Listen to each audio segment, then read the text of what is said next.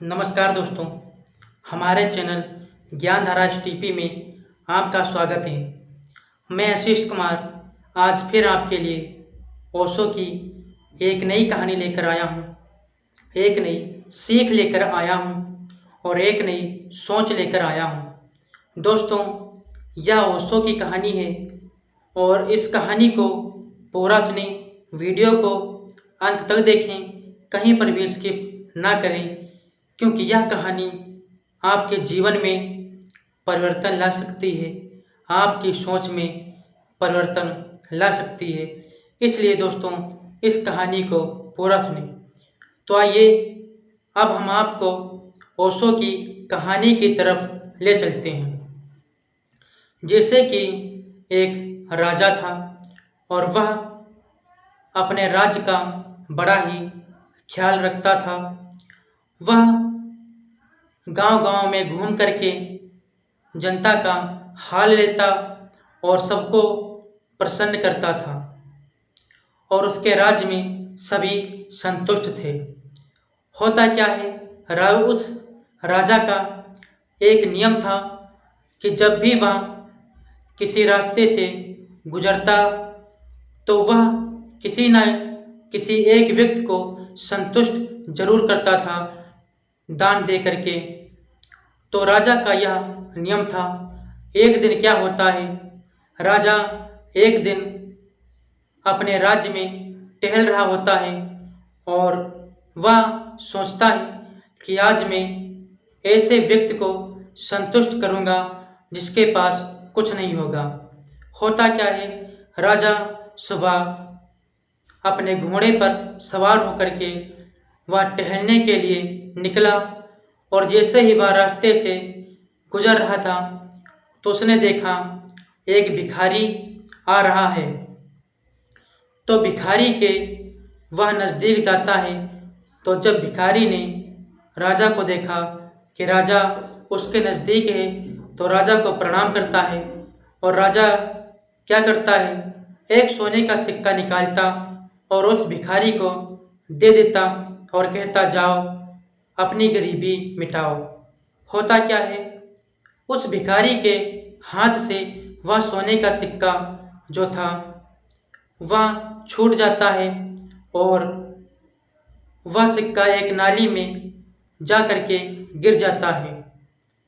तो फिर वह भिखारी जो होता है वह जाता है और उस नाली में हाथ डाल करके उस सोने के सिक्के को ढूंढने लगता है। फिर क्या होता है, जब राजा ने यह देखा कि वह भिखारी सोने का सिक्का उसके हाथ से छूट गया और नाली में गिर गया, तो वह भिखारी उस नाली में ढूंढ रहा है। तो राजा ने उस भिखारी को अपने पास बुलाया और उस भिखारी को फिर से एक सोने का सिक्का दिया। तो वह भिखारी सोने का सिक्का लेकर चल दिया, लेकिन वह नाली की तरफ चल दिया और नाली में हाथ डाल करके वहीं पहले वाला सिक्का ढूंढने लगता है। तो राजा ने जब यह देखा तो राजा ने सोचा कि यह भिखारी अभी संतुष्ट नहीं है। तो राजा क्या करता है, उस भिखारी को फिर अपने पास बुलाता है और उस भिखारी को फिर से एक सोने का सिक्का देता है और कहा, जाओ अब तो तुम संतुष्ट हो सकते हो इतने में। लेकिन होता क्या है, वहाँ से चलने के बाद वह भिखारी उसी नाली की तरफ जाता है जहाँ पर वह राजा के द्वारा दिया गया सोने का सिक्का गिर गया था और उस नाली में हाथ डालने लगता है, वह सिक्का ढूंढने लगता है। तो राजा ने जब यह देखा तो राजा आश्चर्यचकित में पड़ गए कि हमने इसे 2-3 सोने के सिक्के दिए, लेकिन यह फिर भी संतुष्ट नहीं हुआ, उसी नाली के सिक्के के चक्कर में यह पड़ा हुआ है। तो वहाँ पर एक संत महात्मा जो थे वह यह सब देख रहे थे। तो राजा के पास पहुँचते हैं तो राजा से पूछते हैं, राजा साहब क्या बात है। तो वह राजा कहता है कि संत जी, हम आज सुबह निकले थे, हमने सोचा कि आज किसी न किसी को संतुष्ट करेंगे और ऐसे व्यक्ति को संतुष्ट करेंगे जिसके पास कुछ नहीं होगा। तो हमने इस भिखारी को देखा तो हमने इसको ही उचित समझा संतुष्ट करना, लेकिन जब हमने इसको सोने का सिक्का दिया तो वह नाली में गिर गया इसका सिक्का।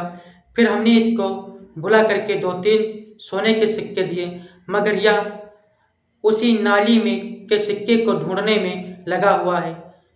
तो वह संत महात्मा कहते हैं, एक बात ध्यान रखो राजा साहब, यह मनुष्य की खोपड़ी है और यह खोपड़ी जो है बहुत ही लोभी है। इस मनुष्य के दिमाग में बहुत बड़ा ही लालच भरा हुआ है। इसको कितना भी तुम दे दो मगर यह नाली के सिक्के ही ढूंढने में लगा रहता है। तो राजा साहब समझ गए कि मनुष्य को कभी संतुष्ट नहीं किया जा सकता है और राजा साहब वहाँ से चल दिए। तो दोस्तों, इस ओशो की कहानी से हमें यह सीख मिलती है कि ईश्वर ने हमें जो दिया है उसी में हमें संतुष्ट करना चाहिए और उसी में अपना जीवन व्यतीत करना चाहिए। हम उस भिखारी की तरह इतना सब कुछ होते हुए भी उस भिखारी की तरह गंदी नाली का सिक्का ढूंढने में लगे हुए हैं, जबकि परमात्मा ने हमको इतना कीमती मानव शरीर दिया हुआ है और इस मानव शरीर से हम वह चीज़ कमा सकते हैं जो कबीरदास, मीराबाई, अनेक महापुरुषों ने कमाया है। लेकिन हम इस संसार में आकर के माया में फंस करके वहीं बस माया बटोरने में लगे हुए हैं। तो दोस्तों, मैं आशा करता हूँ आपको यह कहानी ओशो की अच्छी लगी होगी और मैं अगली वीडियो में मिलूँगा एक नई कहानी के साथ। तब तक के लिए दोस्तों, नमस्कार।